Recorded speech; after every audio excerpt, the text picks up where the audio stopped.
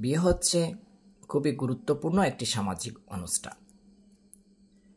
এই অনুষ্ঠানে আমাদের আত্মীয়-স্বজন, প্রতিবেশী, পাড়া মহল্লার সবাই একসাথে মিলে একত্রিত হওয়ার খুবই সুবর্ণ একটি সুযোগ হয়ে থাকে। বিয়েকে কেন্দ্র করে কনেপক্ষ, বরপক্ষ উভয়ের মধ্যে অনেক আয়োজন থাকে। বিয়ের কয়েকটি গুরুত্বপূর্ণ অংশের মধ্যে খাবারের পর্ব হচ্ছে গুরুত্বপূর্ণ।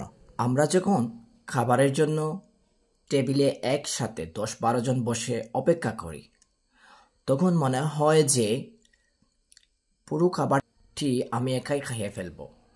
ঠিক ওই মুহূর্তে আমার চোখের খিদা বেশি থাকে, কিন্তু একের পর এক যখন সব তরকারিগুলো চলে আসে টেবিলে, তখন সবগুলা খেতে গিয়ে তখন আর আমার আগের যেটা তরকারি নিয়েছি সেটা আর খাওয়া হয় না, তখন সেটাগুলো নষ্ট হয়ে যায়। আর আরেকটা জিনিস, আমরা অনেক সময় অন্যকে সম্মান দেখাতে গিয়ে আমরা নিজেরাই ওনার অজান্তেই খাবার প্লেটে ঢেলে দেই বা ভাত ঢেলে দেই। আমরা বুঝে উঠতে পারি না যে উনি কতটুকু ওনার প্রয়োজন বা উনি কতটুকু খেতে পারবেন।